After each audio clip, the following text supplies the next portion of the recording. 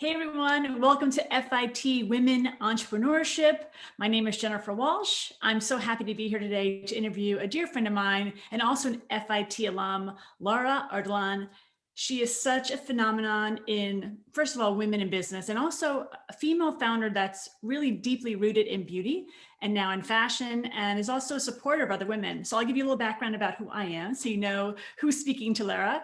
My name is Jennifer Walsh, as I said. I'm in New York City, and I've been in the beauty space for over 25 years. I founded a company called Beauty Bar, and it became beautybar.com. It was a TV segment, a website, and a brick and mortar location, or multiple locations for that. It was the pre-Sephora and pre-Ulta days, and I grew the business until it sold in 2010. Amazon now owns. I founded another company called Pride and Glory, which is a Bath and Body Care line for the collegiate market. I've also worked for CPG brands, both here in the US and abroad, to help them with their marketing and also help their footprint in the US. I've been on TV now for 24 years talking about beauty, business, and wellness. And these days I talk about our connection to beauty and the natural space and the natural world. And I try and help people reconnect with nature, both outdoors and indoors. So I'm thrilled, enough about me, to talk to my dear friend, Lara. Hello, Lara. Hi, thank you for having me, and thank you to FIT for having me a part of this entrepreneurial series. I'm very excited to be here and to chat with you. Me too. I'm thrilled. And I'm thrilled that FIT is giving this platform to women to really kind of learn from one another, because I think we're better together, and we're better when we learn from one another, from not only just the findings, but the discovery and also some missteps. And I think that's the power of FIT and this program, to kind of learn from one another. Absolutely. So I want to ask you, you got your start at FIT, you majored at FIT, and what was that major and how that sculpted your path going forward, if you don't mind me? Absolutely. Proud FIT alumni. I did fashion merchandising management for my associates, and then international trade and marketing for my bachelor's. And that really set me on a path. I got a job instantly at Laras Cosmetics doing international. I never really saw myself going into the beauty space. I thought I was going to work for a cool snowboarding brand or something. I can see that with you. Yeah, back in the day, I'm such a tomboy. But that really, I loved Laras. I loved makeup. We're talking 15 plus years ago when I graduated. So Laras was amazing. Doing international marketing, it set me on that path of just really loving the beauty space. And they have skincare as well. And then I went to Eurdolian, and that really taught me about, more sustainable beauty and skincare. And then I went to Kiehl's, and I kind of got in on the blogging world before it was a world, before influencers and all of that. I did so many cool trainings at both Laras and Eurdolian. I was doing fashion weeks and just fun stuff in general. So I started blogging about it, and people were always asking for recommendations. And that just set me on the course of doing on-air beauty, working with magazines, being in campaign for major brands. And I'm now a guest editor at New Beauty Magazine, which is the Vogue of beauty magazines, and a dream come true to have a column. And the Pretty Connected brand has just grown and spanned, which I think for any entrepreneur, that's just the realistic, you got to evolve your brand.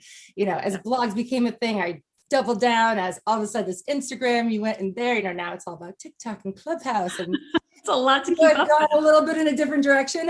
You have to really kind of pick where you want to be, because now it's just saturation. I launched an accessories line 3 years ago, really just camera chains, because I was going to cool events, and before iPhones were cool, I wanted something street style and fun.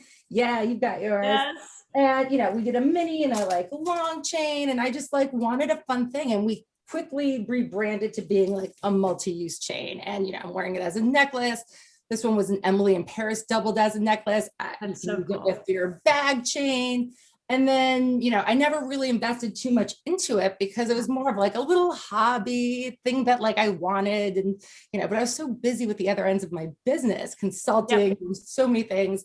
I just didn't push it. And then the pandemic hit, 7 trips got canceled, my speaking engagements, my TV everything shut down. Everything shut down. And I was I guess I'm just hanging out. I'm not hosting events. I diversified pretty solidly to avoid, one end might be successful this month, another, but the pandemic kind of just whoosh. Really taught me, it can still wipe the slate. And with that, we started using the chains for masks. It went. What made you think of that? Because I'm going to back up really quickly, because you spent you never really, I mean, you were at beauty for so long, but did you ever like really plan to become an entrepreneur, or Yeah. all these years as your pretty connected blog and lifestyle, like it grew so much. Did you always want to be an entrepreneur? No. In fact, people my whole life were like, you're going to be an entrepreneur. And I was like, I'll be the woman behind the woman or man, but I do not like, I have no interest in this. Like, this is not my thing. And this year we have, grown tremendously. And with that, the learnings and things, and, I'm great at what I'm great at. And suddenly to all of a sudden have to do, that's only like 10% now of what I get to do.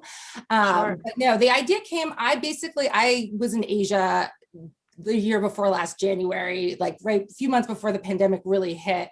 Mhm. And, you see masks being worn for pollution. It's just like a normal way of life. A lot of, I rented a scooter, a lot of people on scooters, because you just get that like dust and like things coming in.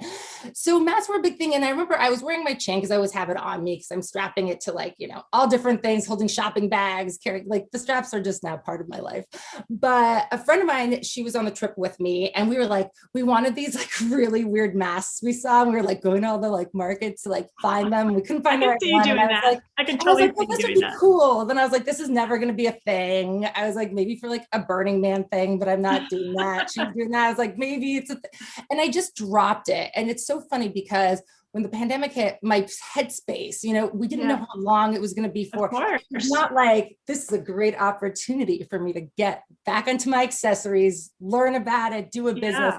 So a few months in, a friend called me and she was like, you know what, Lara, she was really fashionable. I was like hiding from the world, like in the woods of like New Hampshire, like crying doing all the good stuff. Yeah, doing all the good stuff, drinking my wine, being like, so long career for a few months. See you next year, And she was the one who was like grabbing masks, doing things, really like keeping up with her New York City lifestyle and getting ready and, And she called me one day and was like, have you thought about using the mask for the chain? And she was like about to explain, she's like, all you have to do. And I was like, oh, no, I already got it. Yeah. Like, I was so inspired and like light bulbs went off. And I was literally like, I think I like hung up on her and I like called my neighbor and was like, hey, can I do like a social distance photo shoot with you? It happens that fast, doesn't it? Yeah, you got to take your own photos, pitching your editors. I also was so blessed. I think one of the big things about having this idea is I was lucky that I already had the chains. Like, you already had it. So you already had it for the phone cases. You already had it for the water bottles. Like everything was already there. It was just a new channel to do it through. And I think when you're starting a business, there's phases, right? It's really hard to start, right? You have to think about like, are you going to be an LLC or incorporate? You got to do your trademarking. You got to get a website up. You got to manufacture. You should test your products. You got to do all the like fine tuning. A lot of our platings are all custom, so it's like getting the right color gold. If I was trying to do that in the turnaround time of what I was trying to do, it would have been like exactly. So you're mapped out. It was just all of a sudden this void was there, and you're like, I can fill this void. Like people are wearing masks, and how do we make it a little more attractive? And also, like it's so much easier to wear around your neck than carrying masks in your purse or your pocket. So it's already there, the roadmap, and you just have to figure out the pieces of like, how do I then tell the story? And my whole thing was, I'd always been big on partnerships. I've been doing them my entire career. So we had actually done some really cool partnerships with brands. I did a bunch of fashion week ones. I did a really cool cross-country tour with Burt's Bees where they got water bottles and we put the chain through it. And we did it for influencers and editors in like Coachella, LA, we did. I want to ask you about that. Yeah. But all of that, like, got it so that people had the product was my only point too. So my objective in going to this next phase was I need to shoot it. I need to pitch it to editors. I need to put it up on my social. I need to like get my followers who already have it to also do that because content is king and we are stuck indoors. We can't go to a photo studio. Everything is closed. So I can call my friends and say, hey, remember that chain you're using with like your little flask or your, you know, as a belt. Can you actually just shoot me some photos? Because I want to like diversify the feed and have, actual mass shots. Since we only have water bottles, flip-flops, belts, totally. We don't have the thing we need. So everyone was great and kind of jumped in. But yes, that's the whole thing, right? Like you have these relationships with your friends, your network, because your network is so important. And you've been so, like, I've known you for so long, you've been so kind and always very supportive of other women. So I think that is also a part of like you and who you are, is like you're supportive, you always help people. And when you're like, hey, listen, do you mind photographing what you already have in a different way? And that way you had photography from all these different people to really then, put it into the stratosphere. Yeah. I think that's neat. And thank you for saying that. Yeah. Networking. I mean, I think too, when you have a career, like everything for me is always in the mentality of a marathon. It's not a sprint. Everything I've ever grown or done takes that really love and care and time and energy. So I feel really grateful that, even from the FIT days, I think, I don't know when the professor said, your education is huge, but so are the people in this room, like get to know them. And, one of my former, I used to be on the tennis team for FIT. She worked at Laras and she got me the interview for, and then we refound our careers when we were both at Avon, and she went to, she asked for a referral somewhere else. Like we've kind of stayed in touch. And so many of my FIT people have been my people for. Yeah. Isn't that funny? I hear that all the time from all the FIT graduates. Everyone's like, they've been my people that always support one another because you're all so creative. And I get so much energy from all of you guys. So it's very exciting. I think it's great. Your company can be your people, like all of the people you kind of collect over 10 years. And I think now more than ever, you've got Facebook, you've got Instagram, you've LinkedIn, you have so many ways of staying in touch that doesn't revolve around like, I have to call you every week to make sure you still know I'm here. I'm not writing letters. And email. So staying in touch has never been easier. And it's great because I didn't expect this. So many people have been there for me. So many editors, so many celebrities, so many friends, and having that network to help me navigate the entrepreneurial space. Because as we're going to continue to talk about, it's so much more than just I made a product I put on a website. Yeah, exactly. People don't realize all the things that go behind it. So speaking of which, what was the hardest point last year when all of a sudden you're like, I've got this idea, I need to put it out to the world, not only have photographs, but how do you then bring your business online, like fully online? Like, what was that like?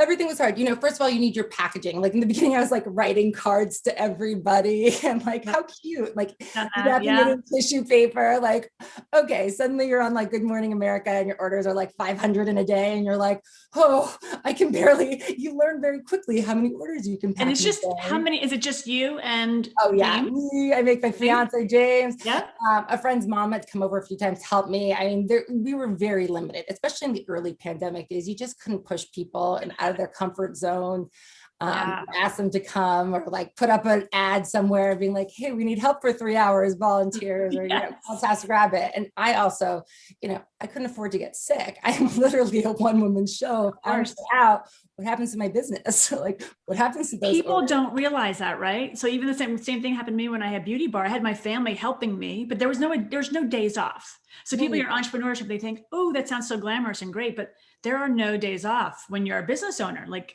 it's hard. It's a lot of hard work. And people see you, like you're being honest and sincere about like, I've got to run to the post office like 10 times a day just to ship the things out. Do that. Like I do actually ship online. We are getting a warehouse. I mean, again, everything's a progression. Once you start to establish your business, you realize you have to look into all the nitty gritty and what can you do what resources can you bring to make your life easier? But with that, now you're paying people and, we're a low cost item. Like, all of our items are multi-use, but like, all of them are mostly around the $22 to $30, $34, maybe $36 price point, so when you're suddenly paying somebody thousands of dollars or warehouses, plus the packaging, plus the shipping, plus all these other, you're like, wait, how did these companies, the storage unit to hold all this stuff? How did you learn about that then? That's another question. Like, how did you, and not well. and everything? Yeah. You learn as you go, right? You kind of learn as you go, and you don't, back when it was a hobby, the price point made sense. It's just like, oh, like 10 orders a month. Like I wasn't promoting it. Now it's also time to shoot that content, be on Instagram, tell the story. Hey, you can actually wear this as a necklace. You can wear it with your sunglasses, and just like people don't always understand these are the same product. This is another way of doing it. So you're trying to constantly create these content things, but then you're also like, someone will be like, are you women certified? And you're like, what? You're like, I know what that is, kind of. I've heard that term. I see it in check marks, but like, wait, I should go learn that. And then some big magazines are like, we'd love to write about you, but do you have an affiliate program? And you're like, what? I'll go learn about that. Like everything is like, there's someone going to Shopify and they're like, do you have these plugins? Like this is, and you're like, I don't know anything about this end of it. I know how to get, we've had like 70 plus major press hits, major magazines. Like I know how to do that. I know how to be the face of my brand and share it and make it and have quality. But then then you slowly realize as you go down, that's like 10% of the job. Like, it is. And also the back office stuff. like we always call like the back office business part of business is hard because you're thinking about how do I scale it? How do I like have a runway enough to like have the right stuff in stock? What if Sarah Jessica Parker wears it again and it's written up in another magazine? Or, let's talk about that in a second. So like all these things, because there's so much I want to talk about. So like you have to have that runway. So how do you like, so how did you learn? So you're like building the plane as it's going, basically, Yes. and you're still having to learn like the parts of business, which I get it because I've had to do the same thing. You learn as you go. But did you have any mentors when you were like putting this? I mean, everyone's my mentor. You're my mentor. Like my friends are my mentor. Like everybody, when I call you up for a question, and again, I pivoted I pivoted / grew in a pandemic. Normally I would be like, hey, Jen, let's go to dinner. Like, let me get 5 of my friends. Let me go. It would be casual. Or I run into them at an event and we would chat. It'd be, I feel blessed for social media. I had somebody who's a PR girl I've worked with for years, and she I don't know, she said like, I love this, or said, DM'd me about like some product she liked. And like, how are you? And I was like, miserable. I'm like back-to-back meetings with the advertising agency, the bookkeeper, the accounting, business for like all this stuff. The unglamorous stuff. My affiliate, like, I'm in like the same clothes for 3 days, hair up. It's like trying so hard. And maybe that's the best part about the pandemic. You're growing and you didn't have to like zhuzh yourself up and get dressed every day. You're like sweating. That part saved a lot of time, and time is very valuable. But anyway, she ended up being like, wait, I actually did all this stuff for this entrepreneur and I know a lot about this, and this, and was like, she's like, if you want, we can do a call. So people who you don't know are good at certain things. That's the part of the in-person I miss, or being at like a networking event. And, if somebody's like, I'm a blah, blah, blah specialist, from SEO to, whatever, web development, blah, blah, blah. Like that can mean so many things. So it's understanding and being able to ask those questions. And like, even I had a consultant, somebody again I met on Instagram. I was like, can I just like call you to ask you, like, what does a sales rep get %? Like, what does the space look like? Like, what are the percentages if you go into a major retailer? I'd also had a big learning. I was in Urban Outfitters when we first launched. They wanted to carry a brand, which we did. And it was great for like the first few months, but I had to do it all myself and I couldn't keep up with it. Like there's so much more to wholesale than just, they put in an order, you send them the product. I was ordering, it's like, here's a 300-page manual. You're in like multiple systems. You're ordering hang tags from one place, another tag from another. You're, hazard bags from here. You're mapping it. You have to do, there's like 1,000 instructions. And at first it was so exciting and I had the time, but suddenly I'm traveling and I'm like, you're giving a big cut of the product and the product's not that expensive to begin with. I know. Like, wait, did I just give up 2 hours of 2 like days of my life for like, what I charge for like a few hours? Right. It's the learning curve. Like retail sounds great until you actually find out like every retailer is different and what they expect from you. Like you have to put the price tags on your stuff. You're like, wait, that's what, and like UPC codes on everything. And you're like, wait, how do I get UPC codes? I don't even know what that is. So then you have to figure it out. Code, and it's a yearly cost. And now suddenly I'm paying for UPC codes. I'm paying for stickers. I'm paying for a different type of hand tag. I'm paying to ship the product and I'm giving this discount. So, and to your point, everyone is different. And then I'm giving my time. So at least with that, and a lot of brands, they are, we do well direct to consumer, but most people are doing a healthy wholesale business. And for me, I'm like, that's a missed opportunity. I know I'm not doing it and I will explore showrooms, or I'll explore a person who does this. If I can, that's like the next thing. That's your next iteration. Yeah. You want to do it all, but you just can't. So, my biggest learning is like, all the stuff I'm doing now, I should have done a year ago, but you know what? That's it, right? Like everyone sees you as this overnight success because you blew up. You had an idea before anyone else doing a mask chain, but you've been doing this for years. And even like your business with all the beauty brands, and you collaborated all along. Like that's the best part. Like you've already worked with beauty brands. You knew how to collaborate. You knew what they were looking for. And you're also kind. You're kind, you're generous with your time. But it's true though, like there aren't many people like that do what you do, and you get all those pieces. And that's the important part as an entrepreneur too, growing your business. Like there's lots of things you have to do well. You have to do it, but you have to have the right people around you, but also like know how to work with people and be kind along the way goes a long way.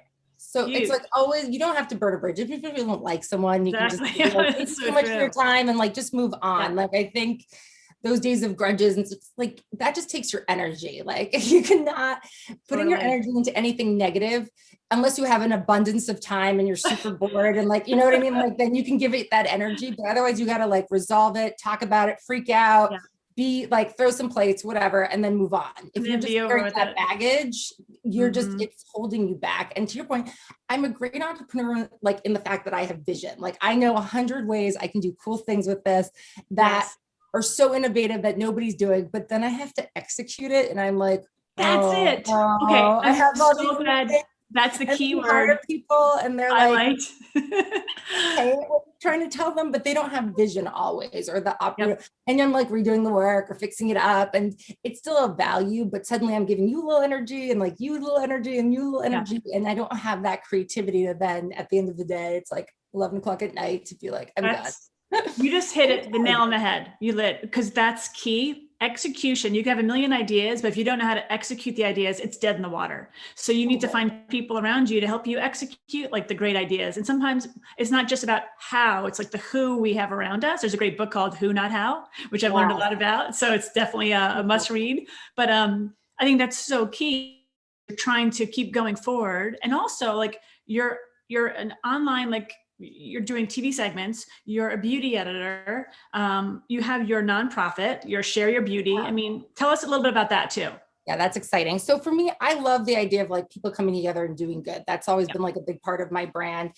Share Your Beauty, I started because there was so much waste in the beauty industry, and we were the first beauty donation program. And basically I wanted a place for brands, editors, individuals, influencers, it doesn't matter who you are. If you have extra products, I don't care if they're like the hospitality shampoo, conditioner. Sure. You know, you thought you were going to use it, now it's like been sitting there for 3 months and you never did. Exactly. We wanted to be a place where brands and everybody could just donate. And then we donate them to women's shelters, homeless shelters, all in the New York tri-state area. We actually have been so excited. We're about to do a partnership with Glow Bar, which is these like, fantastic. facial type company that's amazing. And they have a few store locations. So they approached me and were like, we want to do this. Like, we want to volunteer. How can we help? And I was like, you know what?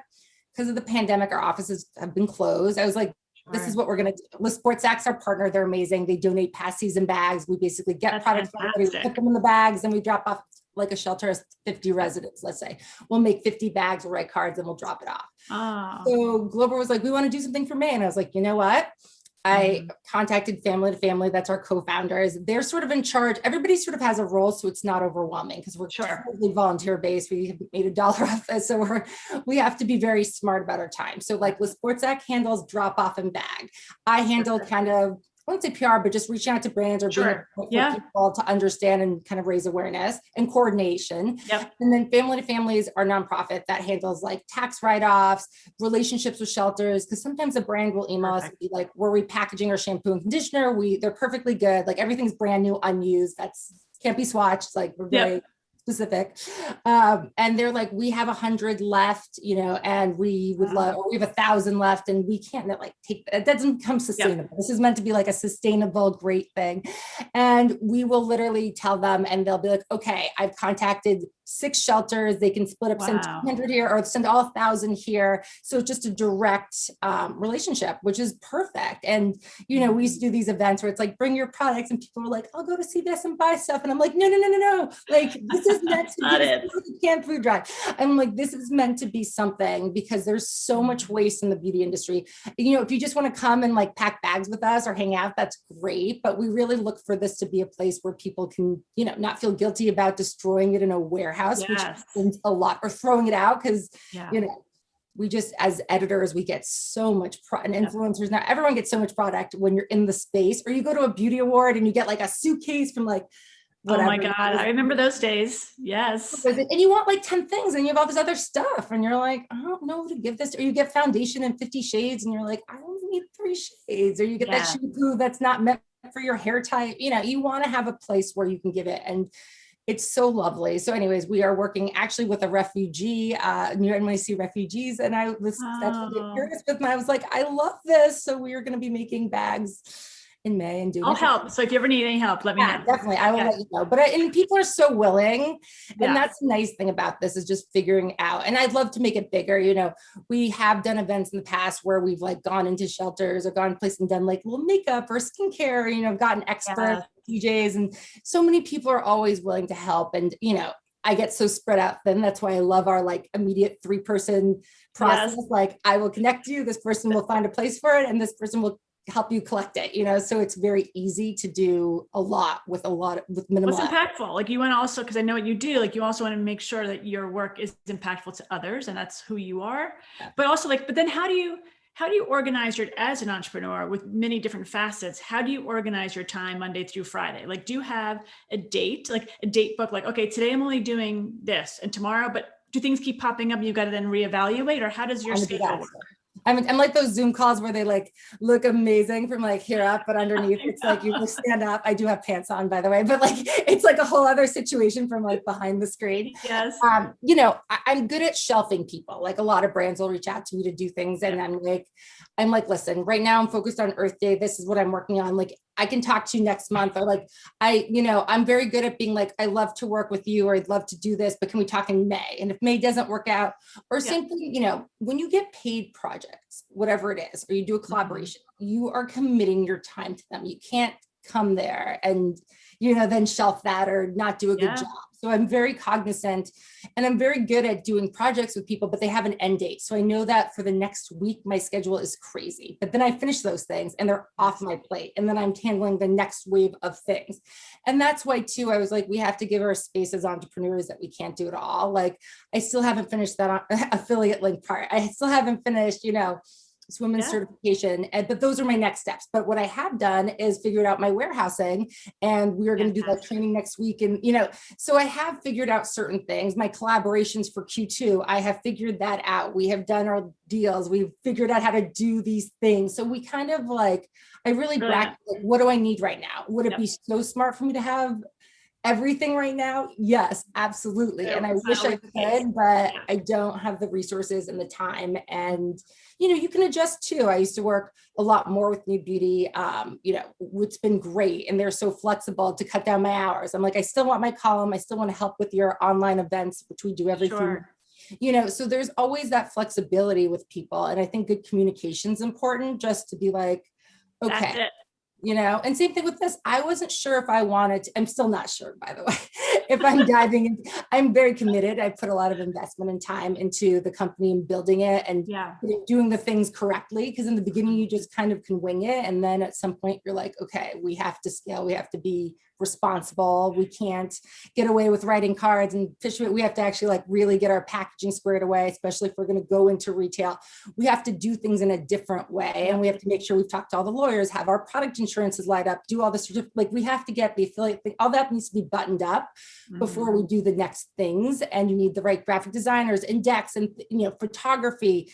So there is that shift. And then that does take a lot more investment. And even the partnerships we're doing now are like on another level that are coming out. So you can't just.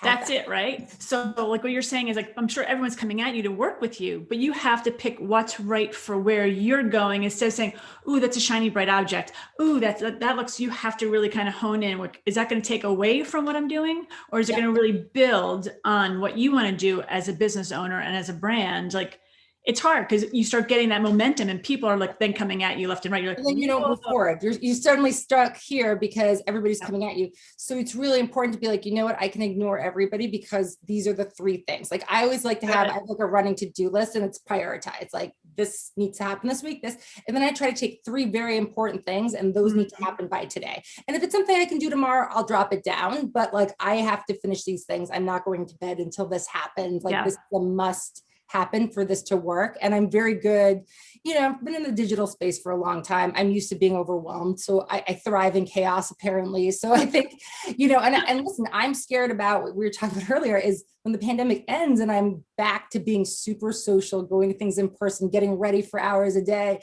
the commute time. I look at these time things and I'm like, oh no. I'm with you. I'm very comfortable working from home. I'm very comfortable, but also like, how do I fit everything? Am I going to be able to finish my to-do list? What am I going to need to readjust? Do I need to make Tuesdays and Thursdays might go to the city, do the meetings days and make these my work from home? You have to really consider the future because I'm somebody who loves to plan to the second. And then to your point, suddenly like things are coming at you. Shiny objects. To dress and you're like shifting. You're like, oh my gosh, I have to scramble to make time for these things. And I didn't plan for them. And when you plan your day to the second and suddenly these things are popping in, it can get very messy. that goes back. I was just about to ask you this. That plays in perfectly, like, because you are so active on social. Has that, like, because do you spend most of your time on Instagram? Or are you like playing with different things like Clubhouse and TikTok? And like, how do you manage all these conversations? And are you active on all social platforms? And is social really then like your avenue to success, do you think? Because it hasn't been retail, it's been more of your social. That's such an important question. So, you know, everything takes time and energy, and we just know that. So for me, I was actually surprised because I wasn't as active on my blog, but the amount of traffic my blog sends to my site and the sales we get, I guess is maybe even, it might not even be like organic. It might be people searching for me. They get there first and they get to the store, because that site has been around for over 10 years. So it does have a built-in better SEO than something like, I mean, my shop page now probably has good ranking because of all the magazines and people have linked in. But prior to that, we didn't have a lot that would have raised it up under a pretty connected search. Yeah. So I noticed, I'm like, okay, even though this last month I haven't been great, I need to invest time into the blog because we are getting really great traffic from that. I still have a great newsletter of things. So that needs to be important. Instagram, you know, you can see in your analytics, like we get conversions from YouTube. I mean, I have a YouTube page, but I'm not active on it, but other people are. So I need to pay attention to that. We do get a lot of traffic from Instagram. And, you know, Instagram for me shifted when the algorithm got very challenging. I made myself a business account. I used to do some advertising things. And now it's like so hard, even though I have a solid following, to get enough eyes. So for it to be so worth it for me to spend 5-6 hours on that platform. Totally. So I am very active. I'll post, but I know that what Instagram wants from me is constantly to do reels, constantly to engage with people, constantly do lives, to be really addicted to their platform. And I can't give them that commitment when what they give me in return is this much impressions. But do I tune in? Do I check who tagged? It's a great opportunity. You know, also you have to look at who follows you. On that, I know brands follow me. I know a lot of industry people follow me. So if I'm trying to get the word out to them, that's where I'm going. TikTok is the opposite. That's not where like the industry, I mean, my friends follow me, but you know, it's kind of the abyss. Half the time you don't even know who you're watching on TikTok, but they're in your feed and they're funny. You might that's such a great point though, right? But they're not your friends. Like, people on Instagram like love you, and even if they haven't met you, they like know you. On TikTok, you're kind of like, that person's funny, or like they don't know, they've been following you for 10 years. They don't know that like you used to have beauty bar, and then you did this TV segment 2 weeks ago, and then you did this walk with Walsh the next week, and you launched this writing for this public. They don't know all that stuff. They're just looking for that like clickbait moment of like entertainment or education in a very digestible, fun way. You just said that. Okay, wait, hold that thought. It's education or entertainment, because you are spot on, right? Like that's what people are looking for. They want, you know, there's so much stuff, but you're either entertaining or you're educating them on things that they didn't know, or maybe they're like, oh, that was so cool. I didn't know I could do it that way. Or so I'm learning something new. And you're doing all of that, which I think is so fun because you're always teaching. And it's always like, oh, what's Lara up to today that I need to like learn about? Right. And like my Instagram shifted, you know, flat lays used to be really big. What's new beauty product, and shooting it creatively. And then people want to see your face more. Like you have to pay attention to the trends. They like color right now. They like this right now. They want, you know, you to dance. They want you to wear sweats and tie dye or whatever the trend is. You have to pay attention. But for me, I also shifted to look at my page as like almost a portfolio. Like I don't think they care about what I'm eating, but I want to know, you know, mentioned like Sarah Jessica Parker's wearing my chain. I should be posting that. If I get an amazing magazine feature here, I should post that, because then when I'm looking back on like my year and my timeline, I can see things, especially on the shop page, because I'm at Pretty Connected and then I'm at Pretty Connected Shop. And especially for the shop page, I really love to have, like sometimes I have to go back and look for something and I'm like, when was that? And my Instagram shows us this beautiful timeline of, oh, it was in the March issue that Manhattan Magazine did this great feature. Oh, it was on this date that I met this person, or whatever it is. So I kind of use it a little bit more strategically, one for me, but also, like I said, a portfolio. When you come to the brand, how many likes or comments isn't supposed to be like the objective. It's more to see it and be like, oh, she's working on this. Oh, this person, like it's more the impression of like what the meaning is behind that. Or, oh, our brand, you know, I saw it in this beautiful mailer for Sunglass Hut. They did the sunglasses with the chain. Like we should do that. Or let's do it as a gift with purchase. Like it's more to get subliminally into your mind that maybe we should work together. Or maybe that's a great point too. It was an opportunity, because you don't always have time to pitch everybody and be like, hey, we did a collaboration with Beauty Blender, amazing beauty brand, but you don't always have the time to be like, hey, I'm identifying 15 brands I want to work with. Let me email them.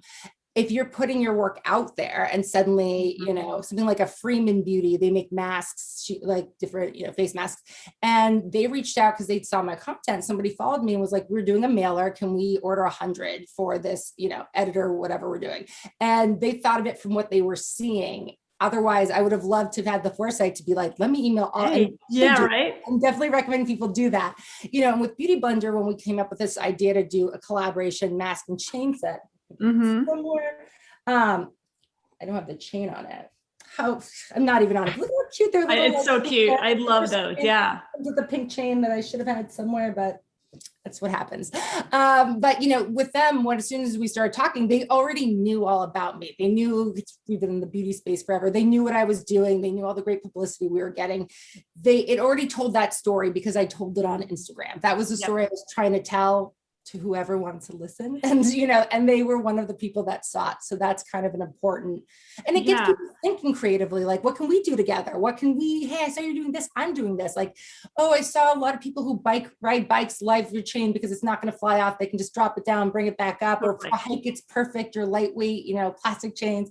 Let's do a walk together and do a special, you know, like it gets you thinking. And that's what the beauty of the internet is too, is just like, that's it, right? Somebody can approach you with. That makes it so exciting. I have a question about that then, because what if, you know, I know because I've been in the spot like on TV and doing my own business for a long time, and I'm comfortable in front of the camera. But what do you tell entrepreneurs that are like, oh, I have a product. Do I have to be the face of the brand, or do I have to be in front of the camera? What do you say to entrepreneurs that aren't comfortable yet, like being the face of their brand or being the voice of the brand? Make a choice. Like, it's fine. One, it's practice. Like, I don't think anybody, you and I, I'm sure we're nervous our first times, and it's like a muscle. You flex it. The more time you do it, suddenly you are comfortable in your, it's like being comfortable in your own skin. You know, you remember the times when you're really self-conscious, your shoulders up, and then suddenly you're like, you know what, whatever. Like, yes, my hair could look better. This top could have been less wrinkled. Like, you just realize, and people are so much more forgiving about people being people. But if you are going to have those like walls and be super awkward and you can't get past that until you either take a training or just try on your own, you can use a spokesperson. You can just do like, you can figure out a way to do it without like cool gift videos, or, you know, it's about telling a story. How you want to do it has to work for you. I do feel lucky I'm comfortable. I feel lucky I've done that, but I didn't do it overnight, and you didn't do it overnight. You kind of work at it, and you got to put in the time. Like, for instance, we're talking about platforms. So there's this one, Talk Shop Live. It's like a live stream where you can add in. So I'm doing my first one on Friday. I was like, you know what? People are seeing great results. I keep seeing it written up in Forbes that like all these celebrities have launched their line, and it's, you know, quadrupled their sales. So I'm like, I should try this. I don't have a following on it. I literally just signed up yesterday. You know, maybe there'll be 2 people who watch. Who cares? Like, you gotta like try these things. I think TikTok or Clubhouse is awesome because nobody's so like, Instagram somehow became this whole thing where it's like following and likes and that obsession. Whereas I think TikTok people are very comfortable like throwing content out there and maybe seeing what sticks. Just have not like, oh no, I didn't get enough views. Like, it's not like a heart-wrenching thing. And I think that's why partially the platform took off, is people could be more natural. And you and I are early adapters of Instagram. We remember when it used to be like, I just took a photo and hit post, and like it was dark and we were with our friends. Now it's like, it's edited, or a professional photographer. I had to make sure like the chain really pops. Like, it's so much more than little fun, like, and that's it too. Like, you're doing the right thing too, in terms of like, you're knowing what the trends are in terms of like which platforms are doing what. So you're reading a lot. You're talking about Forbes. So like, you're trying to, I'm sure as an entrepreneur, like know what's happening. You're in your lane, but you want to read so you know exactly what's happening in business. So do you read a lot of online stories, or do you read magazines around certain trade publications, or like, what do you do to keep in touch or in the know of what's happening? I mean, that's fair. I really wish I did. I follow some writers and people, and sometimes I'll see headlines on Instagram, or for me, I find LinkedIn is very helpful for that. For instance, like somebody posted how their company, their big makeup brand, was doing more live, you know, streaming and this and AR and all this stuff. And I've known this woman for like 10 plus years. So I literally just like shot her a quick DM over Instagram. I mean, I could have texted her too, but it's been a few years. So even though I saw it on LinkedIn, I was like, hey, and we've talked through the pandemic over, I was like, hey girl, like, you know, I saw you guys are doing a lot more shop. Like, have you heard of Talk Shop Live? Like, do you have other ones you recommend? You know, what are you doing? Or what do you, if you think of any ones I should be on or new, there's so many new platforms we don't even know about. So I like to go to the people who are doing and really obsessed with it. Like we both do Jeremy Goldman. He's like so obsessed with the like social, that's his thing. So if I have a podcast question or a how-to question, I like to like cut the noise. I will sometimes Google things, but like, hey, what are we seeing as a trend? And if you're like, check out this article in Forbes or Entrepreneur or whatever it is. Same thing with Talk Shop Live. When I worked with them, then I did Google it and I saw these things and I saw the sales, or I saw one of the writers who'd actually written about it. I know someone that worked there, like they sent me a deck that I read through and I was like, yes, this is something I should take time to really learn and learn quickly. Yeah. And again, I think you got to get past caring who's watching and who's not watching, because I've done Instagram lives with like 50 people watch, only 50, and we've made a lot of sales, because I also have a visual product. When you have a visual product, that's a different strategy. I feel like we keep randomly mentioning Sarah Jessica Parker, but part of the reason I think you can where other people wear is, when she's doing her store appearances, suddenly there's just like this chain and you can they're zooming in like all the head to toe. So it's like these gorgeous shots. But that kind of stuff, when you have a visual product, it makes your sampling strategy needs to be strong, because you want people to have it, to wear it. Word of mouth plays in because they see you. I mean, you've been like, I got compliments on your chain and this person wanted it. It's like, you're wearing it. You don't do that with a moisturizer. You're not like, wow, I can tell you're wearing a really beautiful moisturizer today. Like, I'm going to need that. Like, you're not going to go up to a stranger and be like, I noticed that. It's really like the masks are really, the chains are really beautiful. Like, oh, like this one is like, so, they're beautiful and they're beautifully made. Thank you. I have another question. It's going to kind of not change the subject, but the same kind of in vein, in terms of like, there's so much conversation around diversity and inclusion, which we have to do. So how do you then incorporate making sure that you're having those conversations and being a part of that conversation? I mean, for me, it's super organic. We've always been very diverse. Like, I remember we went to Urban Outfitters, and not just from race, but also sizing and being inclusive. We have these fun boss rings. And I remember we did them up to size 11 and short to a size 4, because being inclusive is not just big, it's small and petite, like it's everything in between. And I was shocked by so many of my community being like, I can't believe you make the size on both ends. Like, most people don't. And I was like, what? And when we were measuring for our mini chain, the mini version of this one, I actually had sent it to friends who were petite to like super plus, like everything in between, to be like, what do you think about the weight? What do you think about the length? Because our necks are different sizes, if it's going to hang here on you and here, you got to look. And I found that perfect like size, but part of that was bringing those people into the conversation. I feel blessed to have gone to FIT that's super diverse, to have been in the beauty industry that's super diverse. So that's never been a challenge. We've all, and even when we were having all these movements from BLM and Asian hate and everything, it's never been hard for me to be like, there's so many examples on my page of beautiful women across different nationalities and sizes who have been, longtime supporters, been featured on the page where, my models. And so it just wasn't like, but at the same time, my thought process wasn't like, oh, I better have my token Asian, my token Black, my token, it was just something that's always been important to me. That said, I am shocked by the amount of brands. I get texts, yesterday, I got 2 texts yesterday being like, oh, can you introduce us to your friend? And at first I'm just thinking like, I think of people, they're my people. They're like amazing. And then they follow up with like, for our diversity. And I'm like, I know. Oh, crazy. I know. It feels bad. It gives you the itch.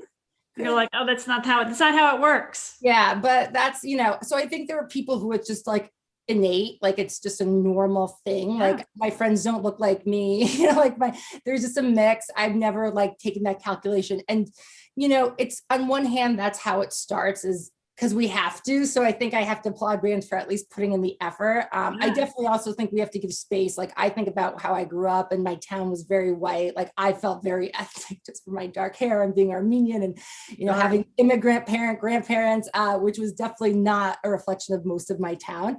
And I do recognize that it is sometimes hard for different, states, and, they just don't have the diversity or work. It's just, but I think the digital landscape really helps us make friends we've never met. And I think just trying, like I can give that a little bit more tolerance. But one of the people that texted me or asked me for help or like who we should work with, I'm like, you've lived in New York, you've been in the same room as these people. Like you never Exactly. Right. make friends. Or like even when I posted a lot of the influencers, like I had other influencers who were like, oh my gosh, she's so cute. And I'm like, you don't know her. You guys, we've been How at do you not know each dinners for other? Yeah. brands. Like you didn't ever span. So I think it's like tunnel vision. Like and maybe it's just your comfort level of like, you want people to look like you. That's what you feel like you can gravitate towards. I think feeling like a minority most of my life, and like I didn't always fit in with the whole popular scene. That's maybe why I gravitate so to. yeah, right.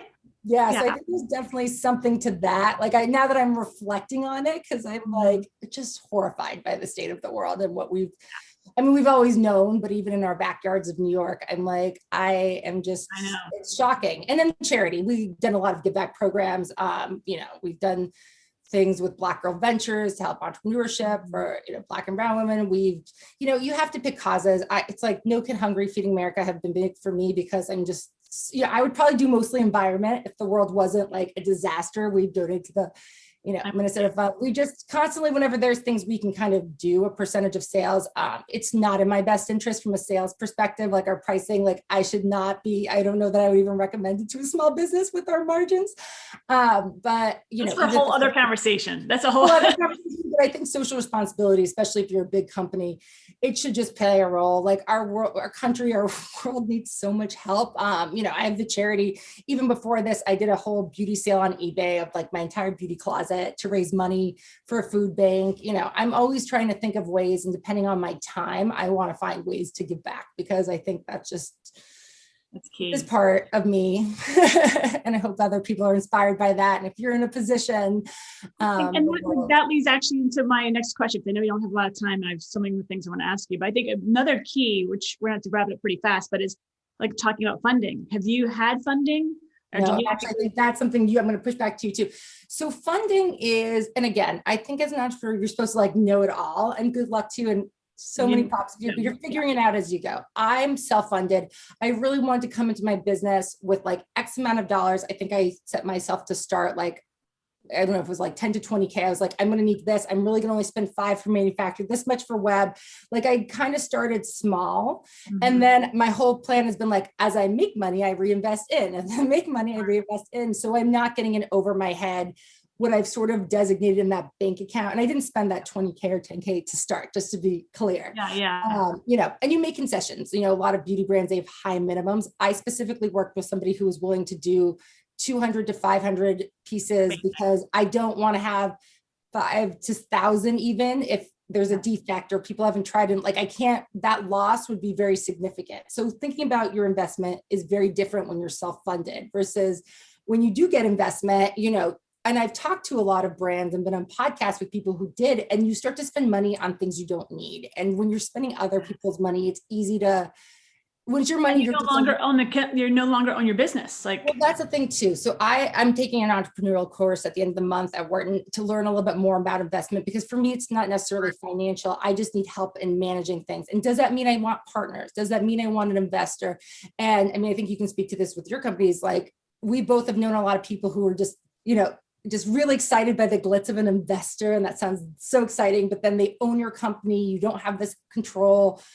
And I don't know enough about the subject. Like right now, like I understand my warehouse, like how I package, like I get it now, so I can pass it on. I like get this enough and then I pass it on. If I don't know about an investor, how am I going to know if it's a good contract, what I should be looking at? I'm so glad you're doing that. Research. Yeah.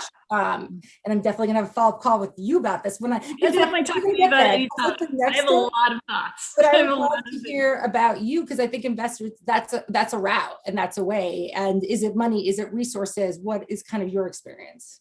Yeah, I'm glad you even asked that to me. But so I didn't have investors when I had Beauty Bar, and I had the company. I self-funded with I had $30,000 in savings, and I started a store and grew it. I took out a line of credit from the bank.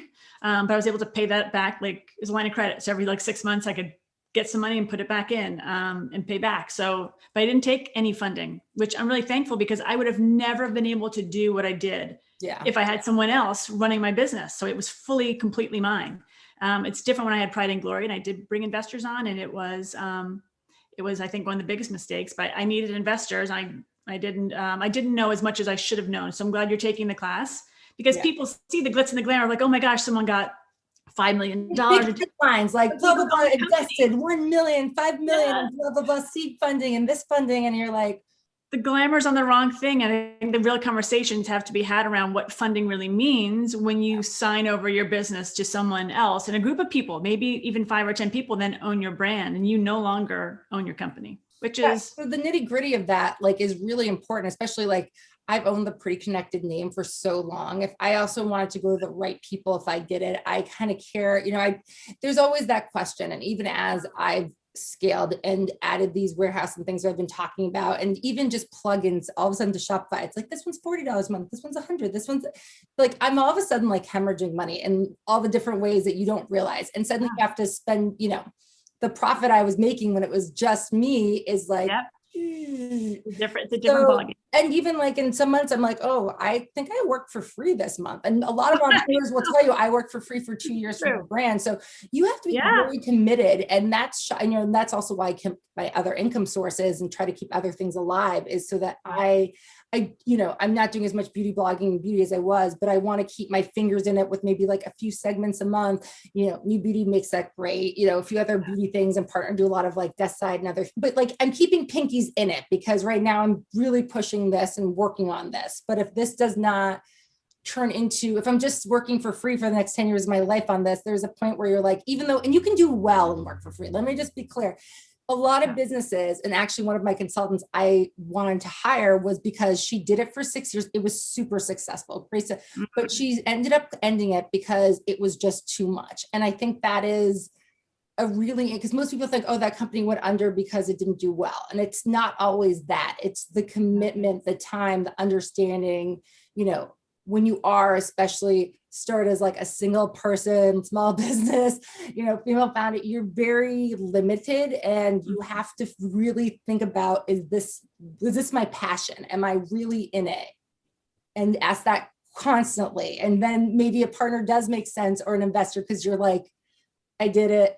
I don't care. Like, you care, but you're ready to pass it on, or do that 10% of it and give them the rest, because it's coming off your plate. So absolutely, you're right. Because some people say, do I want like a small portion of a very big pie, or do I want a big portion of something very small? So you have to kind of weigh those options. And I think that's the best thing to kind of end on this conversation, because that was so very impactful and important to kind of say, okay, let's wrap it up that way, because there's so much more to be said. And I could really talk to you for like another few hours about this. But where can people find you? At Pretty Connected. It's blogsprettyconnected.com, add a /shop for the store, Instagram, everything. At Pretty Connected. You just Google Pretty Connected and you're there. What about you, Jennifer Walsh? How do they follow you? Oh, well, no, thank you. Like, I'm so glad that FIT provided this conversation for both of us to even like learn from one another, even in this like hour-long time of just chatting with someone I adore and appreciate. And their women in entrepreneurship programming is so important, and the sessions are important. So thanks for your time today. Learn from your friends. Like, every time I talk to this one, having a network, I will say, is I'll end it with the biggest takeaway is just grow your network. You don't have to have an agenda behind it, but one day you'll never know who you're suddenly going to need in your life to ask a question, whether it's legal, financial, so many different, or even just ask for a friend. So just expand your network, make friends. And I'll leave it on that. I love it. I love it, Lara. Thank you so much. I hope you have a beautiful afternoon. Good luck with everything. And I'm sure I'll see you soon. See you soon. Bye, everyone. Thank you, FIT. Thank you.